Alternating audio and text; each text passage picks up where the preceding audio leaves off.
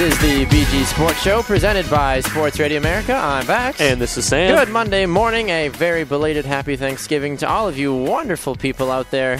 Sam, how did you survive the Thanksgiving weekend? I did. You did? Are you a little bloated? Did you have to go for extra runs over the weekend at all? I did, actually. Oh, man. I think I had, what was it, like 3 Thanksgiving dinners Holy between cow. family, Save friends. some for the rest of us. It was a good weekend. It was. A lot of food, a lot of pie, a lot of not doing a whole lot except watching football. That is probably the best thing. I know the TV was actually on all day long at my house on Thanksgiving Day because Good. we had family and stuff. Usually on like Sunday footballs or even any days that have a lot of football on, the TV's usually only on for the Packer game. Yeah. But because the family was there, they're like, let's check out the other games as well. I'm like, that is fine That's with me. fine with me. So we watched every single game. It was great. I got to see 2 terrible blowout games and then a terrible Packer game. So it was a nice day. Yeah. You know, I brought the family together, though. And that Nothing was all brings the family together like some good football and Thanksgiving dinner. Exactly. And Brett Favre and Bart Starr crying. Oh, gosh. Oh, my gosh. I choked up. That was good. Couldn't do it. It was tearing up. I was hoping they were going to bring Aaron out. They didn't bring Aaron out for the whole thing. The trifecta. Yeah. I'm sure there's a picture somewhere that'll emerge eventually. But Oh, well. either way, we're excited to finally be back. Sorry for taking like 3/4 of the last week off, basically. But Sam and I needed a little extra time to recoup, to power through the end of the semester for Sam and for me just to, do life things and stuff. But it's fine. It's totally fine. We're here. We're back. We're ready to roll. So we are here, as you can find us every Monday through Friday, live from 7 to 8 a.m. Central, right here on Spreaker.com and on Periscope. Good morning on Periscope. A few people have checked in. Good to see you. Remember to always tell us where you're listening from and who your favorite teams are. Or if you just have any questions for Sam or I, let us know. We'd love to chat with you. You can also find us on Sports Radio America from 11 to 1 p.m. Central Time. And you can also get us on demand on iTunes, iHeartRadio, Spreaker, and on Podbean.com. And you can find us on social media. We are on Twitter at BG Sports Show. He is at Baxter Colburn. I am at Samuel_Wallace2. And we are on Facebook as well at the BG Sports Show. Absolutely. All right. Lots of big things to get to today. We have just a lot of big football things to get to. We'll be talking with Connor Christensen a little bit later on in the show as well with his fitness tip. And we'll be taking a venture into the NBA world as well. But before we get to any of that, Sam, it's only right that we start in the NFL, Yeah. football world, the craziness. I want to talk about all the week that happened, but you also made a very interesting and startling point to me before we even got on the air this morning that I feel like should be at least mentioned because maybe some folks at home are not even aware of what's going on. So why don't you explain? The current NFL playoff standings right now, if they were to start today, this is always a fun little thing to look at when you get to this point in the season, kind of the second half of the year. I'm just going to start off with being, a Packer fan. The currently number 5, first wildcard team, Green Bay Packers at 7-4, would travel to the 5-6 Washington Redskins. Oh, man. When did Washington become relevant? Ever what is since they're the latest team to win in the NFC East. My That's gosh. pretty much all it takes, it seems like. So, 7-4 goes to 5-6. I mean, No. as a Packer fan, I'll take those odds. I'm fine with that. I'll go to Washington any day, honestly. I feel like that's a game that Green Bay could easily win. Yeah, I mean, Within reason. Kirk's playing out of his mind right now. It's true. It's Kirk Cousins. Hell of a guy. Yeah, good guy. We'll see. But yeah, so that anyways, the 6-5 Seahawks, who have finally slipped into playoff contention at this point of the season. I know, darn the Seahawks, all those Packer fans are saying, but they would travel up to Minnesota to 8-3 Vikings. 8-3 Vikings. Interesting. So quickly, I mean, I know this is in the segment, but quickly though, how would you feel about the winners of those opening wildcard games? I take the Packers over the Redskins, and I would take the Vikings over the Seahawks, actually. Thank God. Okay. Interesting. Yeah, I mean, even... pardon me. Got to stop smoking this early in the morning. Anyway, looking even over at the AFC, I mean, the Colts have found their way back into contention as well. They're technically winning their division right now. That's because they finally got rid of Andrew Luck and started playing Matt Hasselbeck. That's what it is. I mean, Matt Hasselbeck is 4-0 as a starter. You know who else is undefeated as a starter? Who's that? Brock Osweiler. Ooh. All right, continue. Anyway, Broncos are 9-2. I love it. The Chiefs are 6-5. They would grab that 5th wild card spot. Yeah. And the Texans are 6-5. Go J.J. Watt. What is going on? Shout out to J.J. Watt being the second youngest player to reach 70 sacks in his career. What a guy. Holy cow. So anyway, the playoffs are a hot mess right now if they were to start today, but Sam and I might spend a little bit more time on that later on in the week. Once tonight's games finish up and it's officially the end of Week 12, even though the Ravens-Browns tonight doesn't really mean a thing to anybody. That's going to mean a thing. It's just going to be a game on national TV that the commentators are going to pretend to try to like. So, all right. Well, we'll get to the Packers-Bears a little bit. Those of you that know anything about the football world realize what happened about that. Lions destroyed the Eagles. What did you think about that game, Sam? Actually, that game went about as I expected it Really? to. Yeah. Yeah. Why? Why would you say that? Because the Eagles' defense has been just bad lately. The week before, they gave 45 points at home to Jameis Winston and the Tampa Bay Buccaneers. Something that should never be done. Something that shouldn't probably ever be done if you're an Eagles fan playing in Philadelphia. But the Lions' offensive line has really been playing a lot better lately and keeping Stafford upright and giving him a lot of time. They've really started to turn things around, and the way they've been playing at home has looked pretty good. And I was excited, especially the fact that I started Stafford this week in fantasy to watch him on Thursday go off for 5 touchdowns. And as I, who was playing you in fantasy, was watching those points continue to pile up and pile up and pile up, I'm like, oh, good Lord. I'm like, Matthew Stafford got you 32 points. 34 points. 34, I'm so sorry. 34 points and 5 touchdowns. He looked fantastic. Yeah, he really did. Yeah, so the fact that the Eagles have now given up 90 points over the course of 2 games. Yeah, Chip Kelly might want to start looking for a new job. 90 points, 10 touchdowns. Oh, man. Especially the Detroit Lions and the Tampa Bay Buccaneers. 2 teams that are not even in the playoffs right now. I'd understand if these are high-caliber playoff teams, but these are guys that are just trying to fight for relevance. If in back-to-back weeks, the Eagles had played like the Pittsburgh Steelers and the Arizona Cardinals, it's like, all right, makes sense. You played a couple good teams, but still. No business for it. Carolina, they won their game 33-14. They are the only undefeated team now in the NFL. Didn't think I'd be saying that. They're the only undefeated team in the NFL. Yeah, running the schedule right now. Good for them. I mean, a sound victory for them. Cam Newton didn't pass for a single touchdown, ran for one, which was plenty fine, but the defense scored 14 points, and the most beautiful victory of them all is that Tony Romo got hurt for the season and is done. So Cowboy fans can shut up! No kidding. I am so sick of the stupid Cowboy fans. So now take your stupid Tony Romo talk and shove it, because we're done hearing about it. It's true. There's no reason for it anymore. Just, you're done. Man. Stop. Sorry, I need to get that off my chest. You're really, I'm over it. I'm over it. All right. Yeah, Raiders-Titans. Raiders-Titans, 24-21. Good win for the Raiders. Derek Carr tosses 3 touchdowns. It was nice to see Amari Cooper and Derek Carr both get back on track after having a pretty off week the week before. So. No kidding. Absolutely. And who would have figured the Kansas City Chiefs? They won again. Yeah. 30-22. They are 6-5 now. I almost feel kind of bad for... I normally don't ever say this, but I do feel a little bit bad for Sammy Watkins. He had a great game. Wonderful game. Couple touchdowns. Well over 100 yards receiving. But Jeremy Maclin matched him almost step for step on the other side with 9 catches for 160 yards at a touchdown. When's the last time Jeremy Maclin could say that? Anytime any Kansas City receiver can say that they had a marquee day. The last time Jeremy Maclin can say that, he played for the Eagles. He wasn't playing for the Chiefs. He wasn't having Alex Smith throw him the ball in Kansas City. Yeah. Ridiculous. I was kind of pulling for the Buccaneers in this game, but Matt Hasselbeck. Matt Hasselbeck, 4-0, and he's also 40. Coincidence? Is he? Huh? 4-0, 40. See what you did there. Yeah. The Colts won 25-12 in Indianapolis over the Tampa Bay Buccaneers. They go to 6-5. Buccaneers go to 5-6. Not bad at all. They're not out of it yet. They're not. They're technically in the playoffs. If they were to start right now, they're winning their division. Yep. The Redskins pulling, I think, one of the surprise wins of the weekend. 20-14 over the Giants. Even though Odell Beckham Jr. made another crazy big catch, which is great. Good for him. That's fantastic. But it wasn't enough. Wasn't enough. They can't score 14 fourth-quarter points and basically have trailed the entire game to the Redskins. You just don't do that. You can't not score to the fourth quarter and expect to win a game, not when your defense isn't as great as it should be.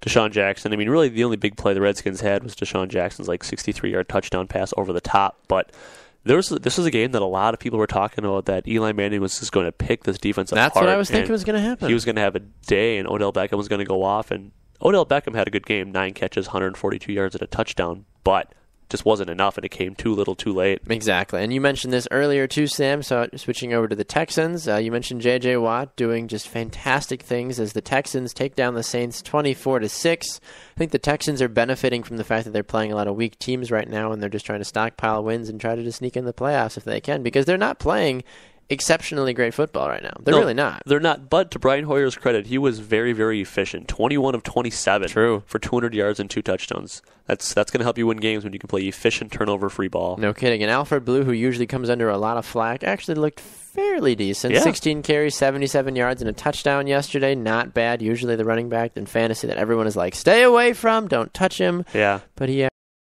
going into this game, I just had the thought in my head. I'm like, if Atlanta just finds a way to win, Yep. they're fine. They're back into it. They're back in the contention. Yeah. Everyone will stop talking bad about them. Everybody will be just fine. But wow, when they get into the red zone, they just get so uptight and make so many mistakes. Having 2 red zone picks that Matt Ryan threw, that's going to kill you. It is. And that's ultimately the demise of the team. I mean, the team got trounced yesterday by Adrian Peterson. 29 carries, 158 yards, and 2 touchdowns. So yeah, that was his best statistical performance, at least, of the season. Yes, statistically. I mean, you look at this team as a whole, but Minnesota proving that they can win, and we always ask, well, can Atlanta actually beat a good team? Because they'll play the Vikings, they'll play the Panthers. Yep. Is this Atlanta team for real? And obviously they're not. I mean, they still have to play the Panthers twice yet. They do. And I remember earlier in the season we were talking about when the Falcons were still undefeated and playing well. We're like, those 2 games late in the year could be huge for that division. And at this point. And that was before the Vikings were relevant, too. Yeah. And that's why we're like, well, maybe the Vikings will be relevant at that time, maybe. And now, sure enough, the Vikings are. And the Falcons are not. No. And they still have to play the Panthers twice. I could see this Falcons team maybe going 500, maybe. Yeah.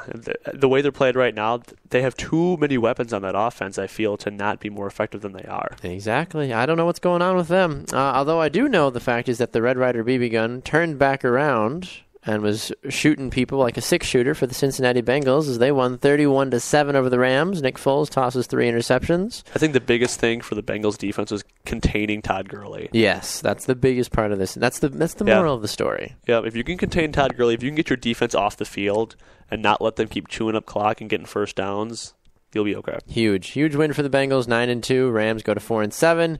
Chargers win over the Jaguars, 31-25. Blake Bortles had himself a decent day.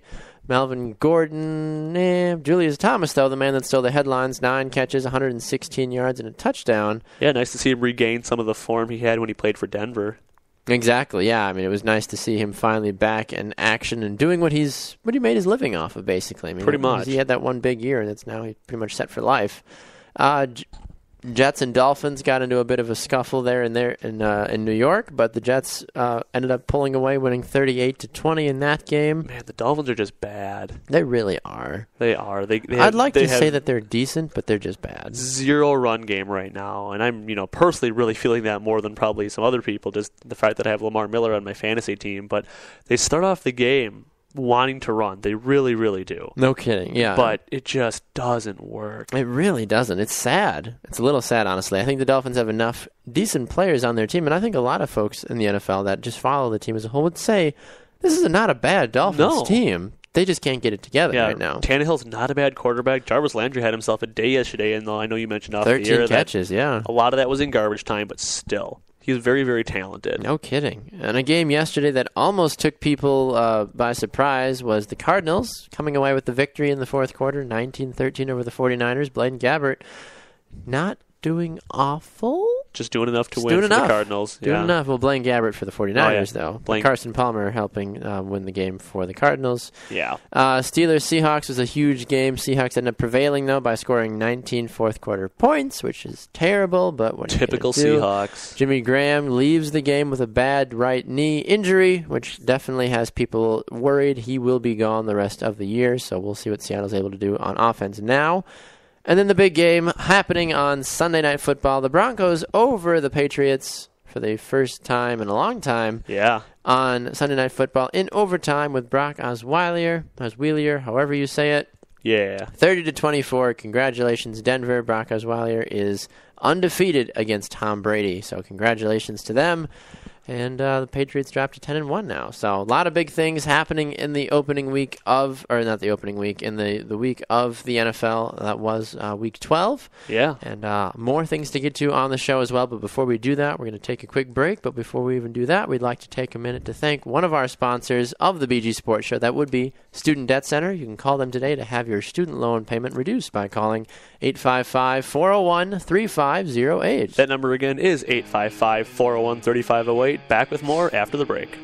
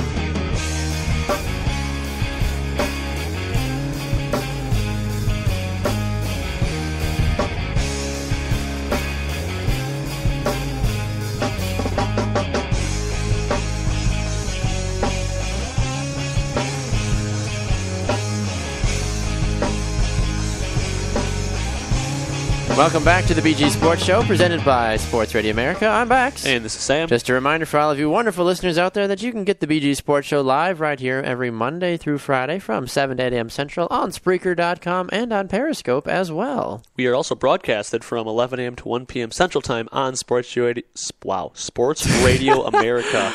I tried to be quiet, but I couldn't. Oh, man, I lost. I mean, that's all right. On sportsradioamerica.com, live 365, and tune in. The next time we come back from a break, you have to do the announcement in sign language. That's fine. That's fine. We want to make sure the people watching us on Periscope are able to see sportsradioamerica.com, live 365, and tune in.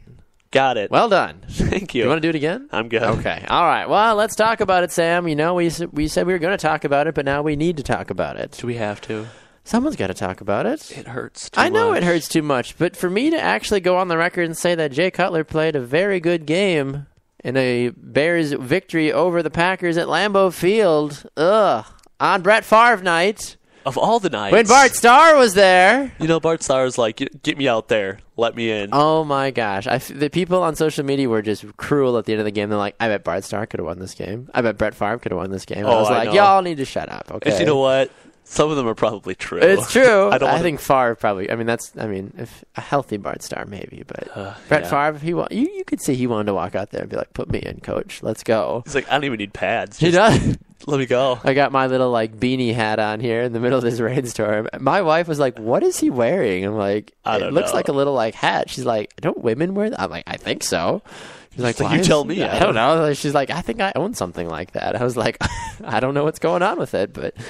He's Brett Favre, okay? He does what he wants. You can do whatever. I think you can do whatever you want when you're Brett Favre. Right? I think that's one of the many times. It's like, oh, you're Brett Favre? Oh, sure. Go ahead. Do what you want. All right. So do you want to start with the positives or the negatives first? What positives?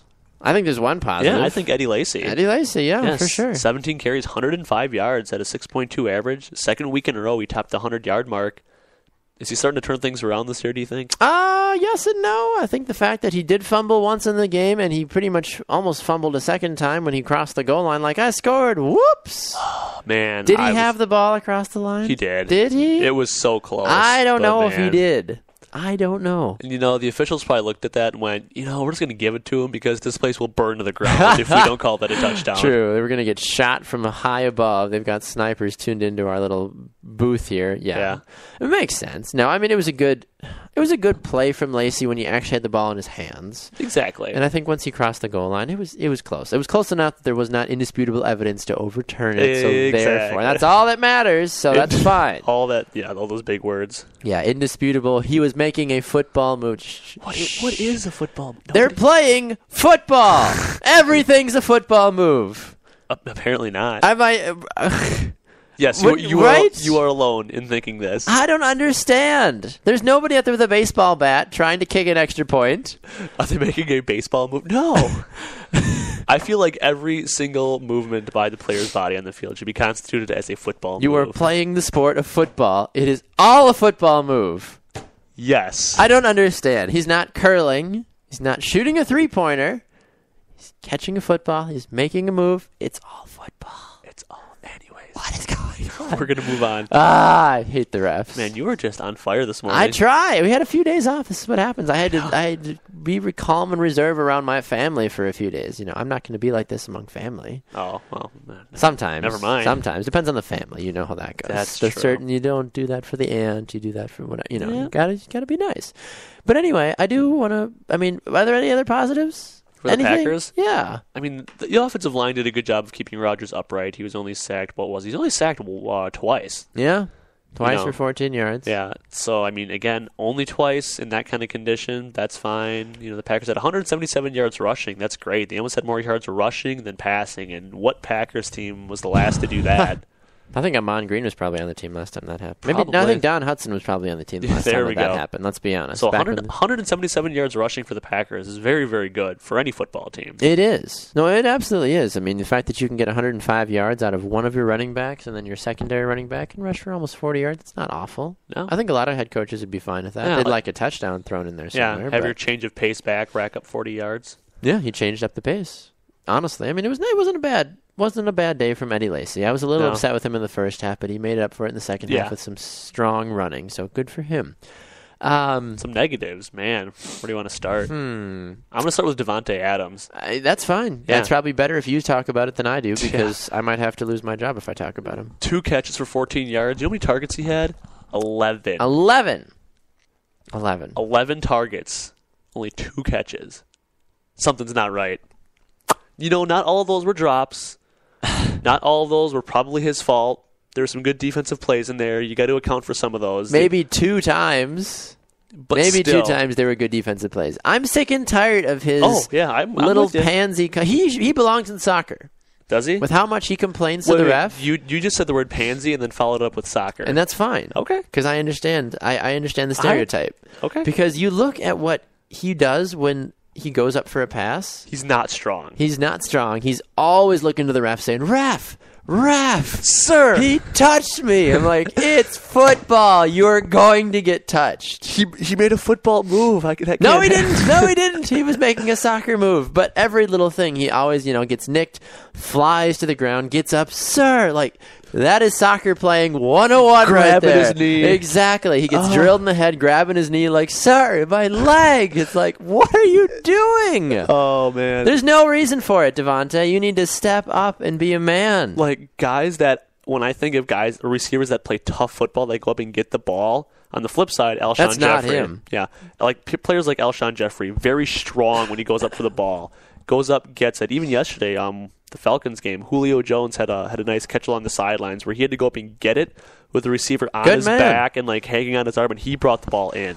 Odell Beckham Jr., another guy, good strong catch when he catches the ball. Davante Adams, not that guy. No, absolutely not. And I think he needs to have a bit of a come to Jesus moment, honestly, because I don't know what needs to happen. I don't understand what he needs to do. I just feel like there's no I think the same Anything. thing needs to happen to him that happened to Eddie Lacy. He just needs to take a game and sit on the bench. That's fine. Bring in Janis. Bring in Jeff Janis. Jared Abbrederis needs to nurse his bruised ribs. Get back in there. Come on, guys. And play. Maybe Miles White should be signed. Maybe Miles White should have never been cut. I think he's playing for the Giants right now. Probably. Gosh. A little upset. Still bitter about that. Anyway. Yeah. But aside from that, I mean, Aaron Rodgers didn't look good at all. No, He posted a 62 quarterback rating. It's like the fourth week in a row the opposition quarterback has had a higher QB rating than him. Yeah. I just wasn't thrilled by it. And I think somebody made a good point about this when I was, because I wrote an article recently for Vavel.com and people were commenting on it, etc. But a gentleman commented on it that I know and respect, saying he feels that the true problem in Green Bay is the lack of trust going around. He feels that Aaron Rodgers doesn't audible anymore. He just runs the play. He doesn't take the time like what he did with McCarthy, where he would audible out, get to a read that he liked. He's just doing what Tom Clements is saying. He's just running the play. He's not. I think he just doesn't trust the guys around him right now. And actually, that's an interesting point. Now that you mention it, Rodgers used to call plays at the line all the time. Absolutely, because he was just a mastermind at recognizing defenses. And is it maybe that because defenses and defensive coordinators are kind of onto his game now and are disguising things better? Maybe. I mean, again, but how is a guy like Tom Brady and Peyton Manning made a living for so long? It's true. Defensive coordinators, they get paid to make life hard for the quarterback and to disguise what they're trying to do. But yeah, I find it hard to believe that Rodgers has lost that touch. I definitely agree with everyone that's calling for the change of play calling to go back to McCarthy, because it's clearly that hasn't been the answer. Just some of the plays that are being drawn up in certain situations, I'm like, why? Yeah, no, I agree. I completely agree with you on that one. Yeah, I don't understand what is going on. And at what point is Mike not going to finally say, look, I'm the head coach. I need to do what's best for the team. Yep. I feel that when I was calling the plays, everything was just fine. No kidding. And, it's really not in Mike's nature. Again, like in a good way, he's not a guy that's going to sit back there and badmouth his staff, badmouth his coaches, stir the pot, things like that when things aren't going as well as they should be. He's a little more laid back. He kind of lets things ride out a little bit. He rides the wave, just waits to see what happens. But I think he needs to be a little more assertive just for the sake of the Packers. I agree. I completely agree with you on that one. I mean, aside from that, if you want to look at somebody else that's had himself a pretty awful year so far, and maybe I'm one of the only ones that think this, but it's been David Bakhtiari. Really? Just terrible. He leads the team in penalties. He's got 11 penalties this year. Yeah. He's not doing well on the left side blocking. He's blocking Rodgers' blind side. I would be terrified. I'd rather put a stick figure out there to block for me than David Bakhtiari, honestly. Maybe a 300-pound stick figure, but yeah. I mean, whatever you got to do, I guess. But still, I don't feel like if I'm Aaron Rodgers, if I know that David Bakhtiari's got my blind side, I'm going to be terrified. Not comfortable. No, I would not be happy at all trying to run away from that. I mean, folks, even last year, Bakhtiari led the team in penalties last year as well. Yeah. With 8 penalties last year. Thanks a lot, Olivia Munn. What is it her fault for? I'm just kidding. She didn't do anything. I'm kidding. Calm down. Yeah, Bakhtiari already has more penalties this season than he did all of last year. Yeah, not great. He's got 10 this year. Whew. Rodgers is the next closest with 5, but those are delay of game penalties, so that doesn't even count. Doesn't even count. Come on. It doesn't. I mean, even the Packers' offensive line as a whole is the most penalized on the team. Great. 21 penalties have come from the Packers' offensive line this year. Yeah, it seems like, anytime the Packers get a break, when there's a flag, I'm like, oh, holding, that's coming back. Yeah. Well, even last year they had 29 penalties. That was the most last year for the Packers. And they're up to 21 already? They're 21 already. Man, they can top that in a week. Easily. Oof. Absolutely. I mean, the biggest struggle was the away game. The away games are what got them. Yeah. But even still. It's just not acceptable. It's not. And I don't know if you're a Green Bay fan going forward what you think is going to be the best move. Because you've got some big games still coming up. You've got Detroit Thursday night, which you normally would think would be an easy wash of a game, but we saw how that worked out a few weeks ago. Got to go to Detroit. I don't know. Yeah. I really don't know. And Detroit's running high as well. So I hate to say it, Sam, and I'm going to ask you this more in depth when we come back, but is Green Bay the worst team in the NFC North? Stay tuned. We'll be right back.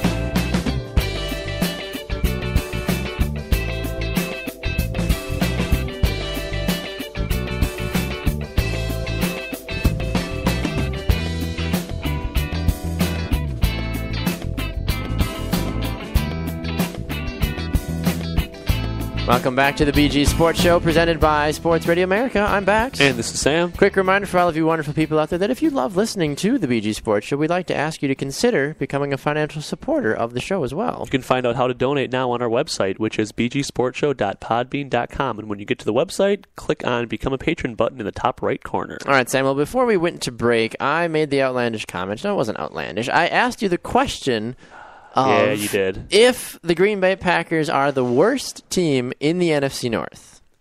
This is the second week in the last probably 3 weeks that everybody except the Packers won in the NFC North. True, so but I'm still going to say... are they the worst in the NFC North? I'm still going to say no. You don't think so? 1 week of them being the only team... 1 week? This hasn't been the only 1 week. I know, but when you say this is one of the only weeks that they've been the only team in the NFC North to not record a win... That's just a random stat. I'm just saying it just in general, though. I'm still going to disagree. You're still going to disagree? Why do you disagree? I think... What have they done the last even 5 weeks that have made them not the worst team? I still think, big picture, down the stretch, the Packers are still a better team than the Detroit Lions and or maybe the Chicago Bears, considering how they finished their season. Considering, yes, but in recent history, they're not. Because they've lost to both of those teams. And again, big picture. The 10-6 Packers won a Super Bowl. True.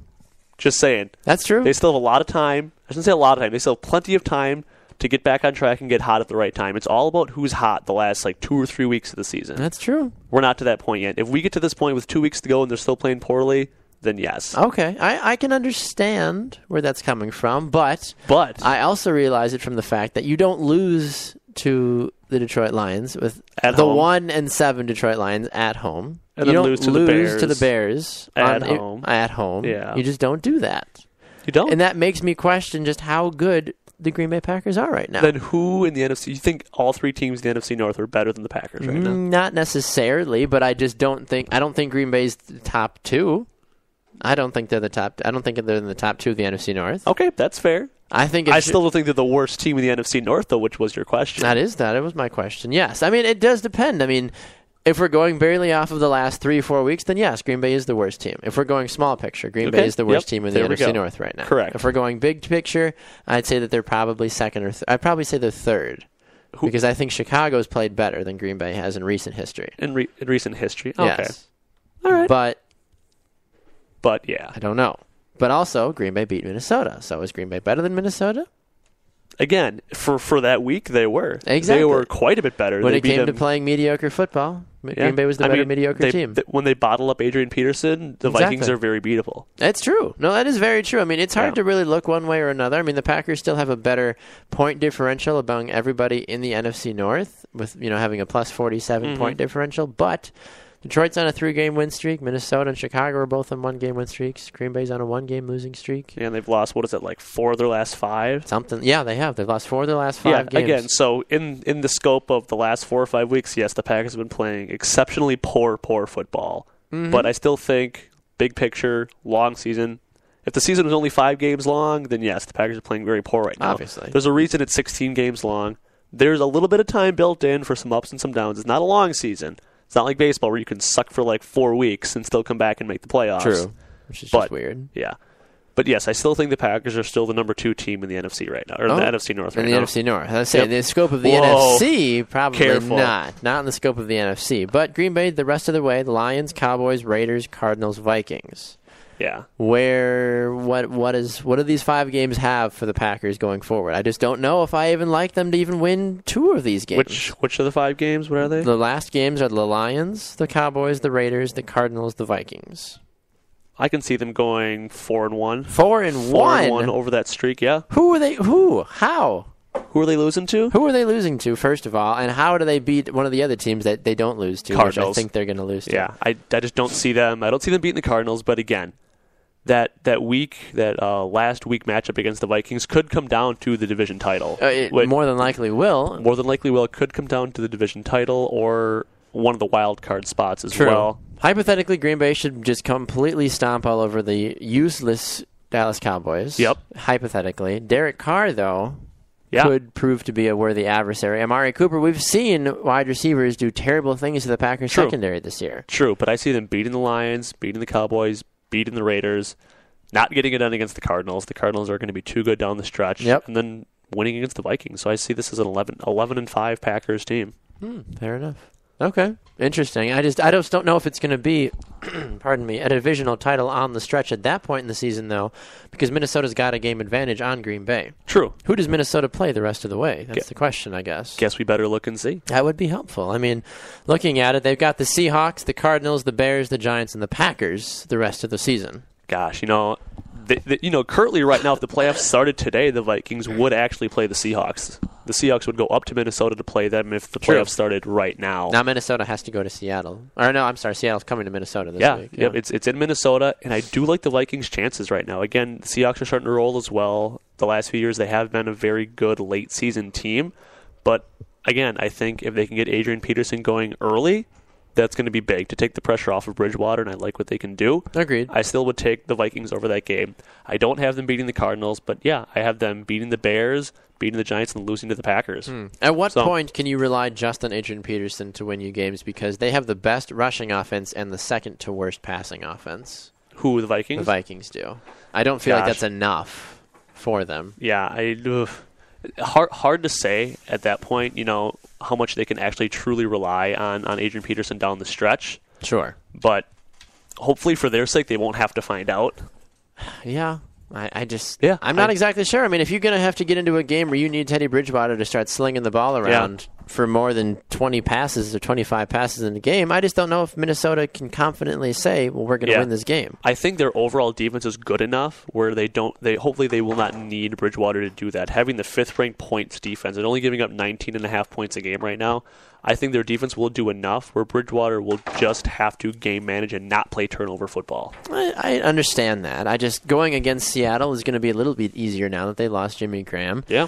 Going against Arizona is going to be hard because Arizona's got multiple receivers that are playing fantastic right now and a decent run game. Big test for the Vikings defense playing the Cardinals. Agreed. Even against the Giants, and the second to last week of the season, the Giants have got a fairly good offense in terms of wide receivers. With Odell Beckham and all those other guys, Ruben Randle and some other guys out there, but Chicago, maybe.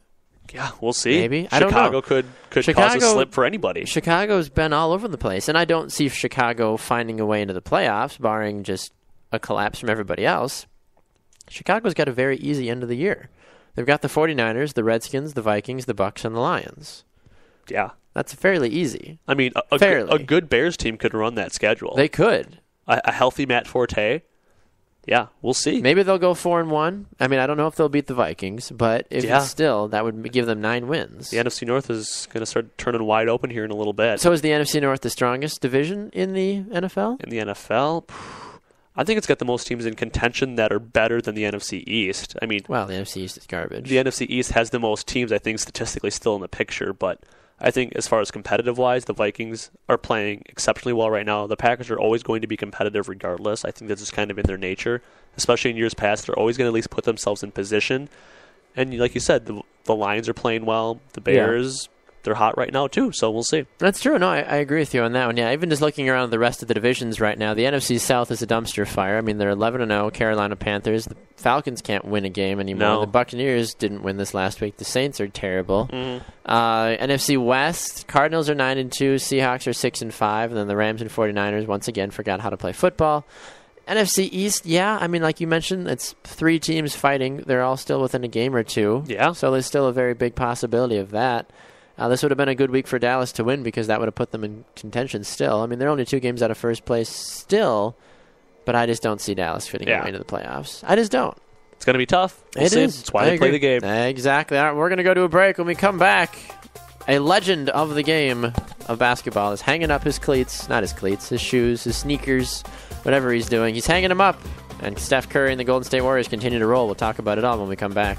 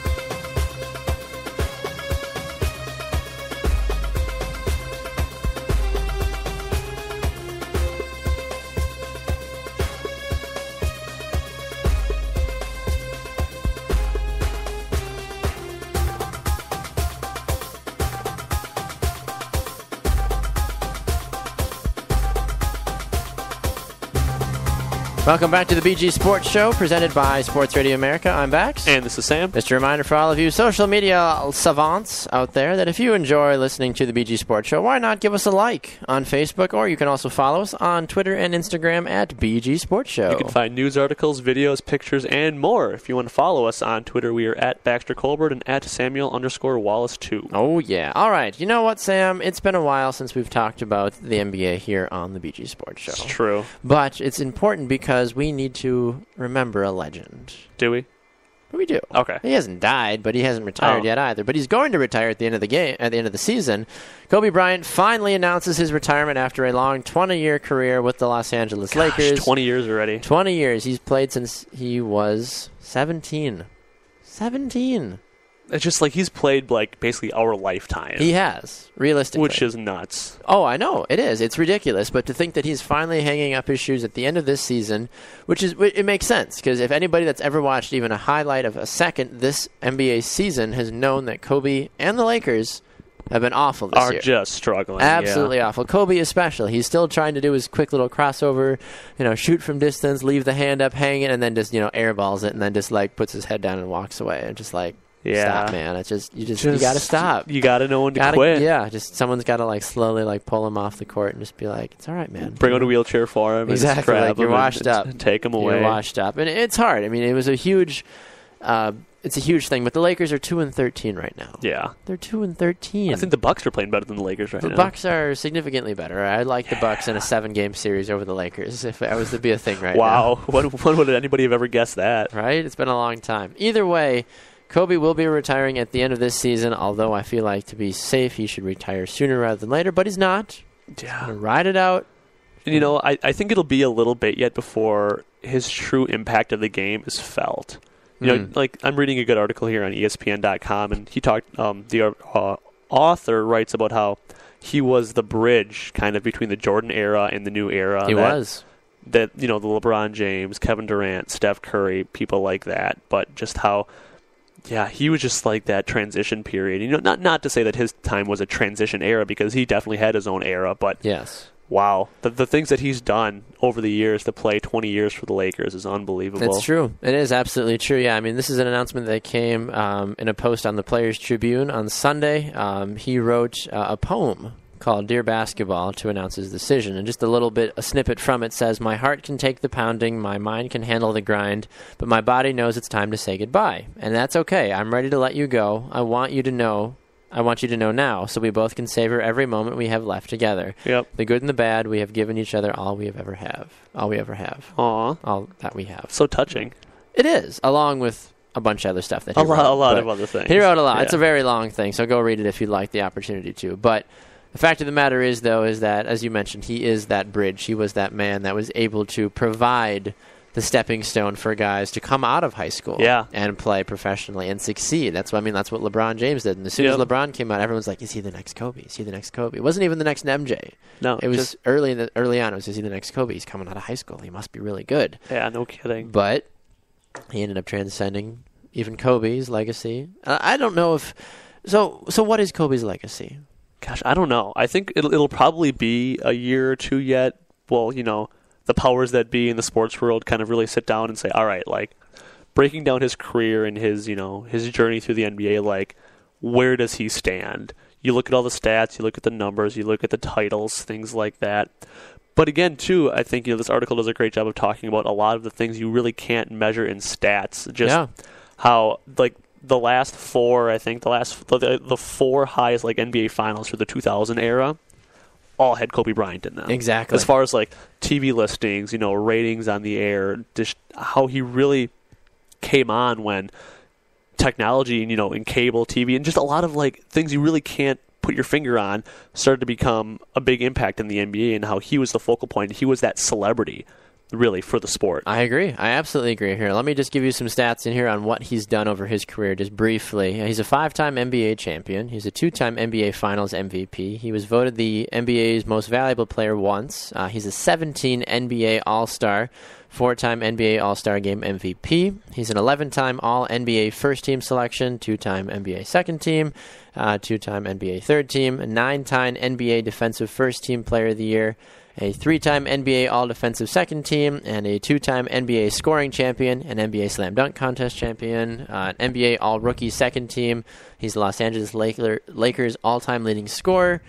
He won the Naismith Prep Player of the Year back in '96, and then he is a 3-time gold medal winner as well. Wow. Among other things. I think the stat that you read that sticks out to me the most is how he attributed his defense, his defensive prowess on the court, to also being a prolific scorer. It's true. That's not something you see with a lot of guys, and just that aggression. That was a word that kind of kept coming out in the article I'm looking at here, is the aggressiveness that he played with throughout his career. And when he was younger, he said, well, I always thought I could be aggressive. He's like, but then the longer I played, when I have games on back-to-back nights or 4 games in 5 nights, and just the grind that it took on you, he's like, reminding myself to stay aggressive every single day was what really helped me be successful. No kidding. Absolutely. Well, switching over from one legend to a team that is being their own legend right now is the Golden State Warriors. They are still undefeated. They are 18-0. They've already set the NBA record for most wins in a season undefeated. Yeah. They're on pace to get over 72 wins this season, which is more than likely at this point, considering how hot they've started out. They're on pace to go undefeated, aren't they? I mean, obviously, they're still undefeated, so yes, but in the game of basketball, you don't want to assume said things. But true. You look at this team, Sam, and I don't really see anybody on this team more deserving of the leadership and dominance of this team than Steph Curry. He's averaging 31, almost 32 points a game right now. Unbelievable. Anytime you can do that at this level speaks volumes of not only who you are as a player, but also the coaching and the other guys around the team as a whole. I know some players, or not some players, some writers are taking some shots at James Harden, actually, and they said Steph Curry could miss his next 874 three-point attempts and still have a better shooting percentage than James Harden. Which is true. Which is true. But man, he's shooting 51% from the field right now, and that's unconscious for an NBA player. Oh, it is. And the great part about it, though, too, is that he's getting help from so many other great players around him, too. I mean, Draymond Green is averaging 8 rebounds a game, 7 assists. Anytime you can have one guy on the court that can pass the ball off but then get it back for you as well, that's huge. I mean, Klay Thompson's not doing too bad either. He's averaging 16 points a game, which the Splash Brothers are going to splash. That's what they do. They shoot three-pointers, make it look easy and really hard for the rest of us. But even still, Steph Curry, though, he's averaging almost 3 steals a game. Mm-hmm. So he's using his smaller frame, which was a big criticism of him coming out of college, just saying, he's a small guy, he'll never succeed, blah, blah, blah, the normal NBA stereotypical talk. Yeah, but he's using his smaller frame to get down low, steal the ball away, and get up and make some critical points at critical times in games. Yeah, he's done a fantastic job, and I think the biggest thing for the Golden State Warriors is their mentality. They just know they can't be beat. It's true. There's no doubts in that locker room that they can go out and put up 120 points every night.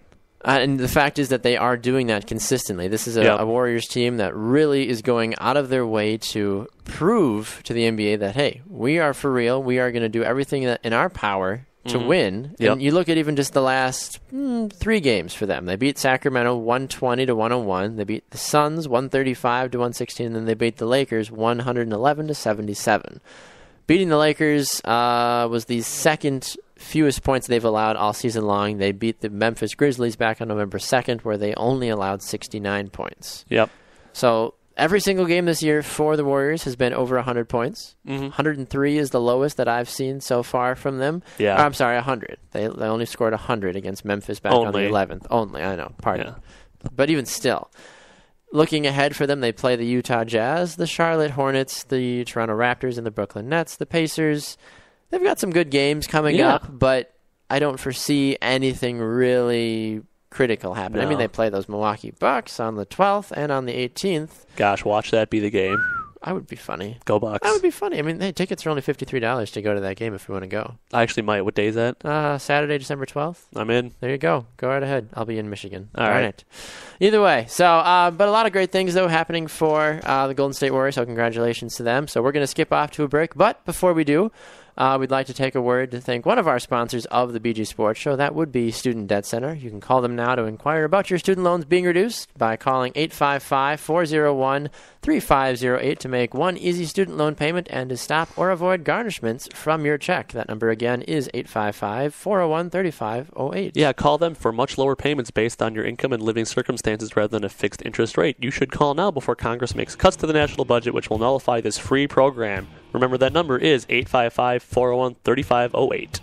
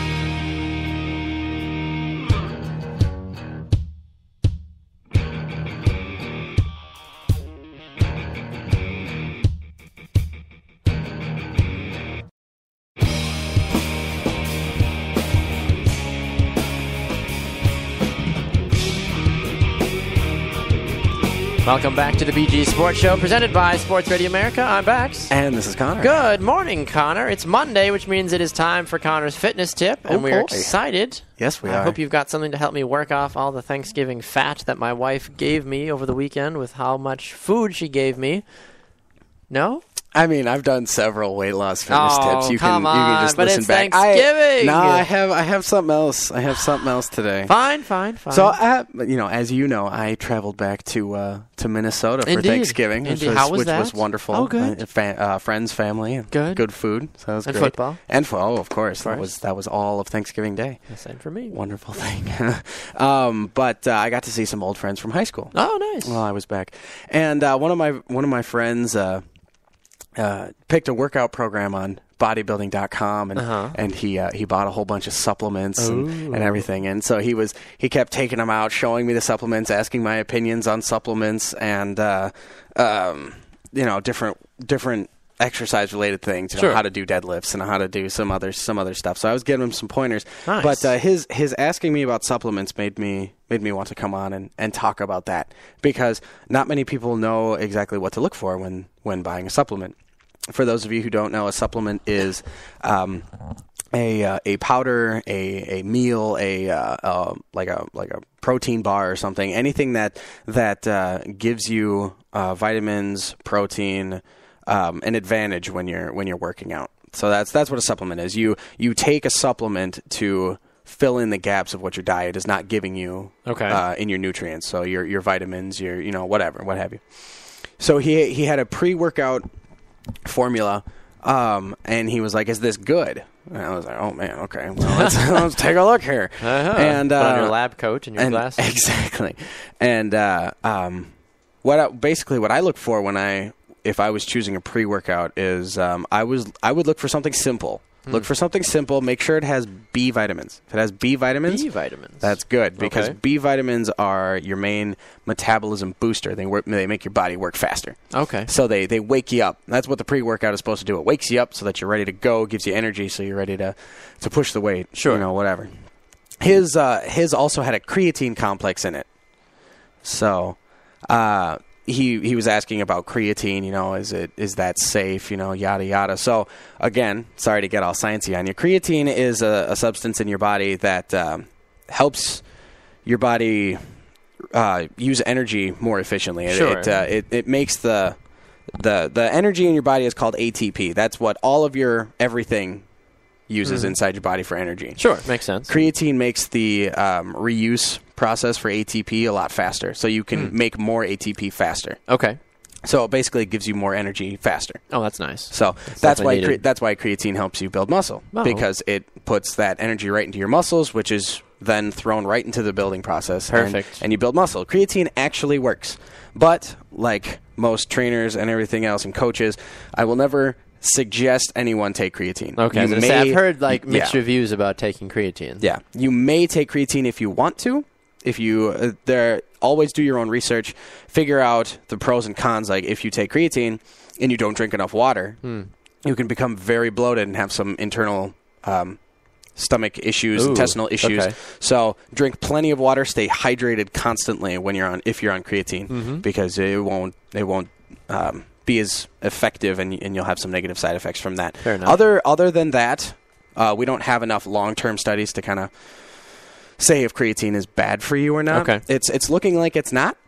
That's a good sign. But so if that would be something to be aware of when looking for supplements, if it has a creatine complex, and if it does, ask your medical professionals. Is there any other, not supplement or something, a supplement for creatine? You can buy just creatine. Okay. Yeah, there's tons of just creatines. They throw creatines into protein powders. They throw creatine into just about everything nowadays. Interesting. Yeah. So, but creatine is looking like it's actually going to work. But like I said, I'm not going to say one way or the other if someone should take creatine or not. It's up to you. Do your own research. Talk to your doctor. Whatever. Figure out if creatine is right for you. Fair enough. But I would say when picking a pre-workout, pick something simple as long as it has vitamins, B vitamins especially, adding calcium, iron, magnesium, all of these other nutrients that your body needs. That's That would be good for your pre-workout. For your protein powder, it's a little bit simpler than that. All you need to do, you make sure it's whey protein, because whey protein is the... It's way better. It is. Haha, good one. Whey protein is the best utilized by your body other than food. So whey protein is the best. Soy protein is pretty good too, but whey protein is the best. Make sure that you have... a couple amino acids. You need to have leucine, isoleucine, and valine, your 3 branched chain amino acids. Those are the most important. They do 95% of the work of all amino acids. So those are the best. Arginine is also great for weight loss. Oh. People at home are taking notes, I'm sure. Of course. Doctor, I'm getting all sciencey on everybody today. But that's what you need to look out for your protein powder. Make sure it's got like 24 grams of protein per scoop. Otherwise, you're just paying too much for it. Fair enough. So, yeah, that would be it. Vitamins, do your own research about different compounds that you're unsure of. Make sure it has 24 grams of protein per scoop. And those 4 amino acids that I said are very, very important. You can look them up, I'm sure. Fantastic. All right, well, and we'll have a post on our Facebook page as well of Connor recapping all this for all of you at home that are like, wait, how do you spell? Is that with 3 Z's or 7?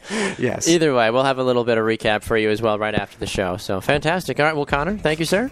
Always a pleasure. And we'll chat with you again on Thursday for your Fight Corner as well. Sounds good. So, all right. Good. Well, thanks again for tuning in to another edition of the BG Sports Show presented by Sports Radio America. My co-host today has been Sam Wallace, as it always is. We just heard from Connor Christensen, our fitness tip and Fight Corner expert as well here on the BG Sports Show. A lot of great things took place today. Let us know your thoughts. You can find us on social media on Facebook at the BG Sports Show, also on Twitter at BG Sports Show, and Instagram at BG Sports Show. You can follow myself at Baxter Colburn, and you can follow Sam at Samuel_Wallace2. Remember, we'll see you all again right here tomorrow from 7 to 8 a.m. Central, live on Spreaker.com, and from 11 to 1 p.m. on Sports Radio America and on Periscope as well. For Sam Wallace, I'm Baxter Colburn. Enjoy your Monday, and we'll see you all again tomorrow.